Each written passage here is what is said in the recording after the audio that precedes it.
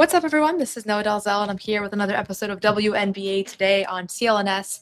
This time, I'm at Madison Square Garden, where the Celtics will soon face off against the New York Knicks for their second game of the season.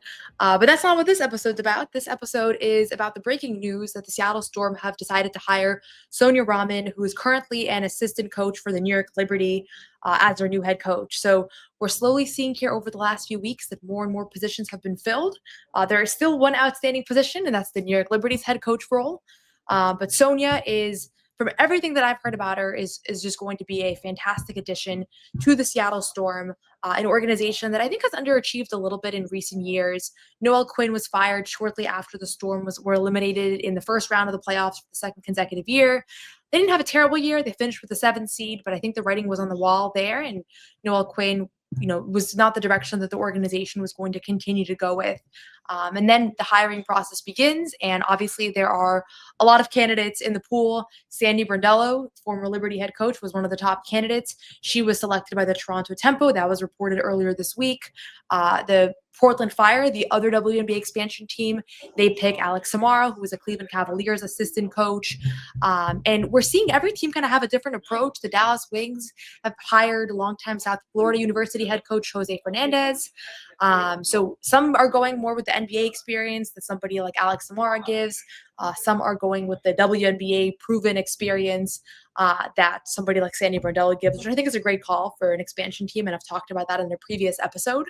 And then you have a situation like the Seattle Storm where they are now going to give an opportunity to someone who has been a long-time assistant coach. Sonia Raman has been in the WNBA for the past year as an assistant to Sandy Brondello in the Liberty. But before that, she was an assistant coach with the Memphis Grizzlies for 4 years. And she was really highly regarded as an assistant coach there. I actually talked to Xavier Tillman, who is a current player on the Celtics, who previously played with Sonia, under Sonia, I should say. And I'll have a little bit more about that in a moment. But she was there for 4 years, but really the bulk of her career, she was the head coach of the MIT women's basketball team for 12 years. She finishes as the program's winningest coach, and really kind of built up her resume in college basketball, then goes to the NBA, and then goes to the WNBA. So you have it all with her as a candidate. And my understanding is that she has really been beloved by players everywhere she's went. She loves basketball. She breaks down film. She's a film person through and through. And now she's going to be tasked with the responsibility of heading an organization that has high expectations. We don't know exactly who's going to be on the Seattle Storm next season. A lot of free agents, just as there are across the league in general. But we do know that the Storm have a really exciting young prospect in Dominic Malonga. Dominic Malonga, who is a rookie who just finished her rookie season. And I think it's not an exaggeration to say she's going to be one of the best players in the WNBA within the next 5 years. That's the trajectory that she's kind of under. And so if you are taking over this organization, you don't know exactly who you're going to be coaching, but you do know that you're coaching an organization that has a history of being one of the winningest groups in the WNBA. An organization that has long cared and invested in women's sports. This is one of the few WNBA teams where there is not an NBA city counterpart, and I think that can be a good thing and a bad thing. But in this case, certainly there has been a level of investment and love for women's basketball in Seattle that she's going to just directly inherit.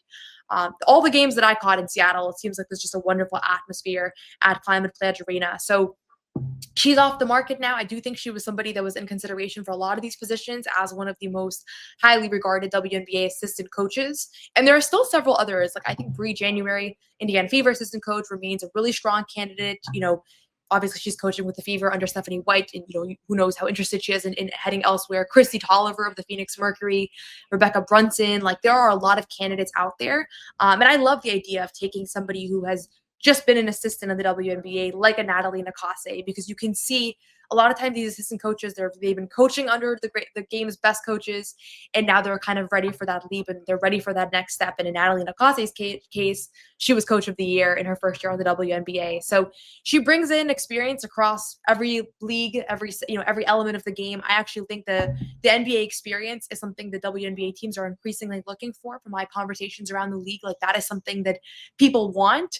And while she's not a direct hire from the NBA, the way that the Portland Fire selected Alex Samara, like she has it both. She did spend 4 years with the Memphis Grizzlies, and by all accounts was an important part of their success. So before this game, I went into the Celtics locker room and grabbed Xavier Tillman, who played under Sonia in Memphis. And Xavier Tillman has now been with the Celtics for the past 2 years, but he really considers Memphis to be a critical part of his development as an NBA player and his second home. And when we were in Memphis earlier this month, he was just so thrilled to be there. Still has so many deep relationships. And here's what he had to say about playing with her. Yeah, just gonna ask, what were your experiences with her as an assistant, and what was your reaction when you got the news that she got her head coach opportunity? I was super excited for her. She deserves. She works super hard, dedicated to the film, dedicated to the craft, and loves basketball just in general. Yeah, really just happy for her. Back when we were in Memphis, she was big on like putting in extra work and big on film watching and preparation. So she was one of those coaches who you get what you put in. So, NBA players, they've played for a slew of assistants. He told me he's never had a women basketball coach. So this was the first time ever that he's played, he's had a woman on his coaching staff, not in high school, not in college, not in the NBA. I kind of had him go through the list. So certainly super exciting to see her, have that opportunity to be one of the few NBA assistant coaches in the league that is a woman. And then now she goes over to the WNBA and she kind of almost immediately gets a head coach role, which are still hard to come by because you're looking at so many different pools of potential potential coaches to select. So, he said that she would come out and rebound with him. She was really in the trenches with him.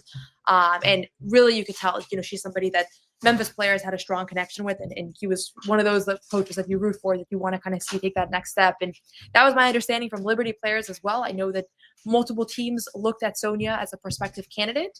The Seattle Storm get the pick. I don't know if she had other concrete offers. We might get that reporting down the road. But she certainly seems like a great selection. And that also means now that the New York Liberty do not have her as a potential option to head the franchise. And, they obviously don't rehire Sandy Brondello, and Jonathan Kolb talks pretty clearly about how high the expectations are for this franchise and how it really wasn't results-based, but more process-based, which I think is an interesting press conference. I reacted to that in a previous video on this channel. But ultimately, that's kind of the direction that they opted to head in, and now she's off the market, and I do think she was one of the best remaining candidates out there. So we'll see how everything shapes up, but certainly an exciting decision for the Seattle Storm. And we actually pretty quickly seen these head coaching decisions being made, which is a good thing because ultimately they kind of want to get their ducks in a row ahead of the expansion drafts, which could be coming up in a few months here. We'll see what happens with the CBA. And obviously ahead of free agency and trades and all of that, you want to be able to have somebody at the forefront of your franchise. And she now has the WNBA experience, the WNBA relationships as well. So that's it for now. Feel free to leave your thoughts on this hire in the comments below. Leave a like, leave a comment, subscribe, share the podcast, and we'll have more reactions live as WNBA news breaks all season long.